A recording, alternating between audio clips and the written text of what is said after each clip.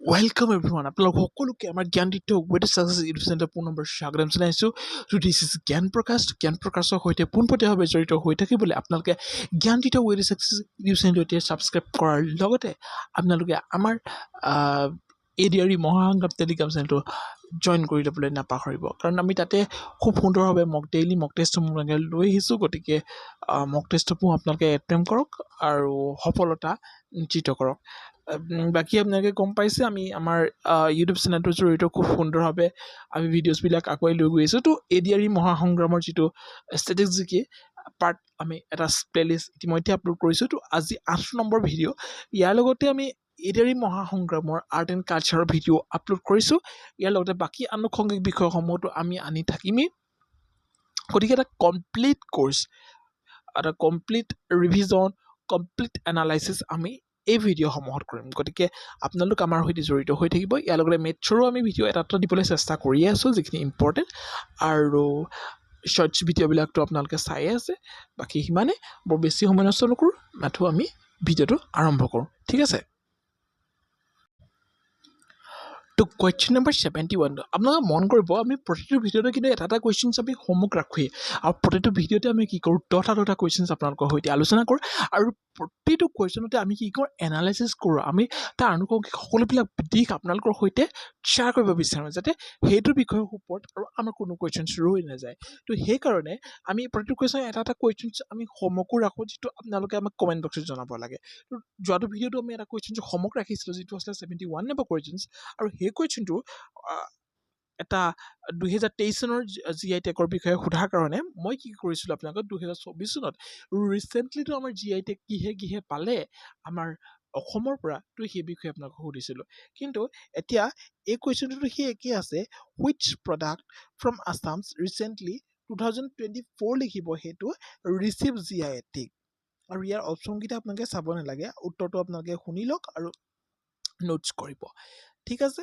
অসমৰ পৰা বৰ্তমান ৰিচেণ্টলি কি পাইছিলে GI টেক পাইছিলে আমাৰ মিচিংসকলৰ যিবিলাক হেণ্ডলুম প্ৰডাক্টছ আছিলে সেইবিলাকে পাইছে হয়নে GI টেক পাইছে জিঅ'গ্ৰাফিকেল ইণ্ডিকেশ্যনছ টেক পাইছে মনত ৰাখি থ'ব আৰু দ্বিতীয়তে অসমৰ পানী মেটেকাই GI টেক পাইছে সৰ্থেবাৰীৰ কাঁহ পিতলৰ শিল্পই GI টেক পাইছে অসমৰ পৰা তো সেইকেইটা আপোনালোকে মনত ৰাখি থ'ব আৰু নোটছ কৰি ৰাখিব ঠিক আছে পৰৱৰ্তী কুৱেশ্যন নম্বৰ 72টোতনো কি আছে আমি সেই বিষয়েও লক্ষ্য কৰিব লাগিব নহয়নে কুৱেশ্যন নম্বৰ 72ত আছে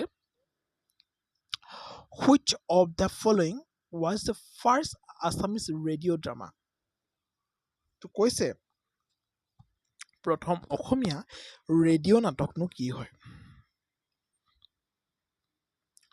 অপশ্যন এত আছে বিন বৈৰাগী অপশ্যন বিত আছে জয়মতীটো কেতিয়াও নহয় কাৰণ আমি জানো 1935 চনত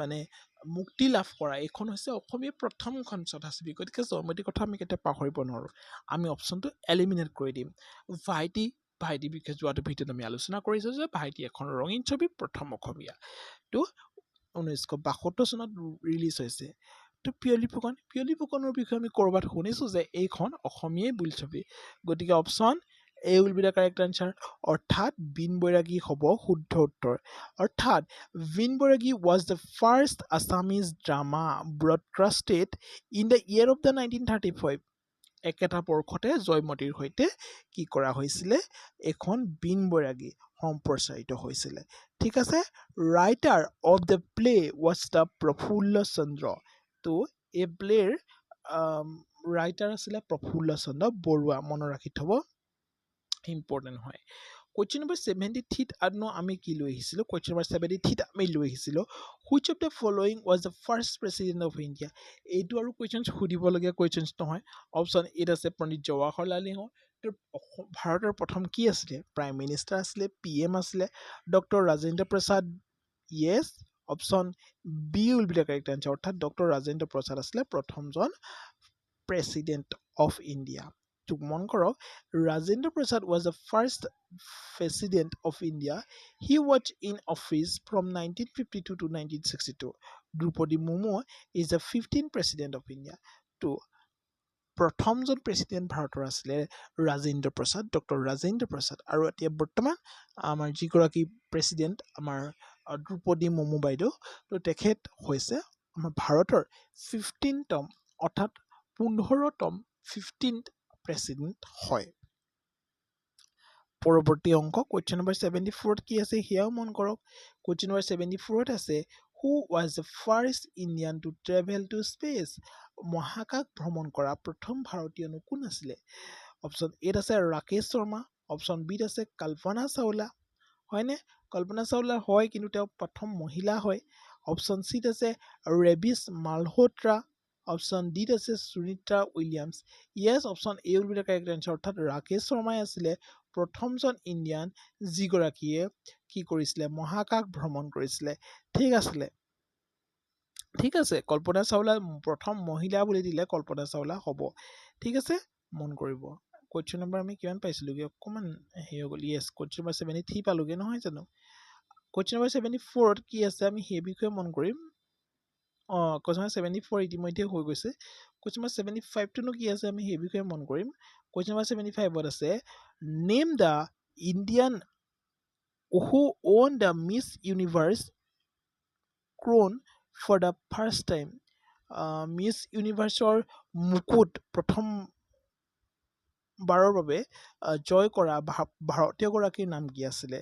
অপশ্যন এত আছে লাৰা দত্ত, অপশ্যন বিত আছে সুস্মিতা সেন, অপশ্যন চিত আছে মানুষী চিলাৰ, আৰু অপশ্যন ডিত আছে Reita Faria. Yes, option A will be the correct answer. A নহয়, option B will be the correct answer, অৰ্থাৎ সুস্মিতা সেন। সুস্মিতা সেন আছিলে প্ৰথমগৰাকী ভাৰতীয়। In 1994, to Susmita Sen made the history by winning the Miss Universe crown, to becoming the first Indian to achieve this prestigious title. তো 1994 চনত তেওঁ Miss Universe খিতাপ দখল কৰিছিলে আচলতে তেওঁ, আৰু দখল কৰি তেওঁ ইতিহাস ৰচিছিলে। ঠিক আছে, মনত ৰাখি থ'ব। পৰৱৰ্তী কুৱেশ্যন নম্বৰ 76ত আমি যাম। কুৱেশ্যন নম্বৰ 76তনো কি আছে সেই বিষয়ে আমি মন কৰিম। হু was the first women chief minister of in India.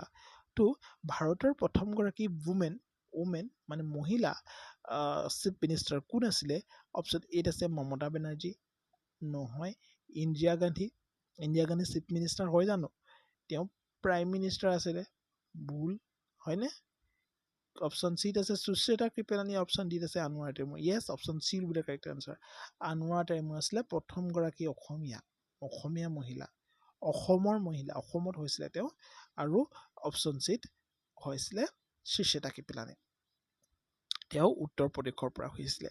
তো Sucheta Kripalani was an Indian freedom fighter and politician. She was India's first female chief minister, serving as head of the Uttar Pradesh government from 1963 to 1967. মনত ৰাখি থ'ব। পৰৱৰ্তী question number 77, কৈছে which also known as Haryana hurricane. Haryana hurricane বুলি কাক কোৱা হয়? বৰ বেছিদিন হোৱা নাই, কিন্তু মনত ৰাখিব, আমি পঢ়াইছিলোঁ। তো হাৰিয়ানা হাৰিকেন বুলি কোৱা হয়। অপশ্যন এত আছে সুনীল গাভাস্কাৰ, অপশ্যন বিত আছে কপিল দেৱ, অপশ্যন চিত আছে ৰবি চেত্ৰী, আৰু অপশ্যন ডিত আছে Sachin Tendulkar. Yes, game of cricket Kapil Dev game of cricket বুলি কোৱা হয়। Also known as the Haryana hurricane বুলি তেওঁক কোৱা হয়। Kapil Dev is associated with the game of cricket. ঠিক আছে, কপিল দেৱক হাৰিয়ানা হাৰিকেন বুলি জনা যায়। Which also known as the father of the Indian cinema. তো ভাৰতীয় চিনেমাৰ ফাদাৰ বুলি কাক কোৱা হয়? আমি সকলোৱে জানো দাদা চাহেব ফাল্কে কি কৰা হয়? ফাদাৰ অফ অসমীয়া চিনেমা বুলি কোৱা হয়, ফাদাৰ অফ চিনেমা বুলি কোৱা হয়, ভাৰতীয় চিনেমাৰ পিতৃ বুলি কোৱা হয়। তো screen writer Dada Saheb Phalke was a producer director in the Indian film industry. He is also called as the father of the Indian cinema. সেইটো আপোনালোকে মনত ৰাখি থ'ব লাগিব। পৰৱৰ্তী কুৱেশ্যন নম্বৰ 79ত কি আছে? Which of the following earn the name flying seekh.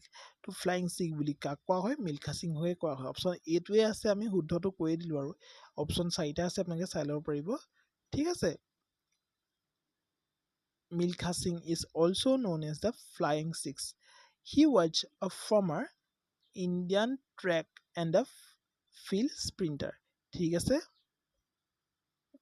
পৰৱৰ্তী কুৱেশ্যন নম্বৰ 80 আজিৰ ভিডিঅ'টো শেষৰটো questions what is the name of the crematorium of Mahatma Gandhi তো মহাত্মা গান্ধীৰ সমাধিৰ নাম কি তো এইবিলাক আহে কিন্তু দেই মহাত্মা গান্ধীৰ সমাধিৰ নাম কি আমাৰ বি আৰ আম্বেদকাৰৰ সমাধিৰ নাম কি নহয় জানো অপশ্যন এত আছে বিজয় ঘাট অপশ্যন বিত আছে ৰাজঘাট অপশ্যন চিত আছে কিষাণ ঘাট আৰু অপশ্যন ডিত আছে বীৰভূমি য়েছ ৰাজঘাট হৈছে মহাত্মা গান্ধীৰ সমাধি ক্ষেত্ৰ ক'ত আছে ৰাজঘাট ৰাজঘাট আছে দিল্লীত Rajghat in Delhi is a strange elegant memorial dedicated to the father of the nations to the father of the nations বুলি কোৱা হয় Mahatma Gandhi it is located on the banks of river Yamuna মনত ৰাখি থব আৰু এটা কুৱেশ্যন আমি হোমৱৰ্ক ৰাখো সেইটো হৈছে 81 নম্বৰ কুৱেশ্যনছ তাত কি দিয়া আছে মন কৰক which of the following ইয়াত কৈছে ইন্দিৰা গান্ধীৰ সমাধিখনৰ নাম কি ইয়াত সেইটোৱে সুধিছে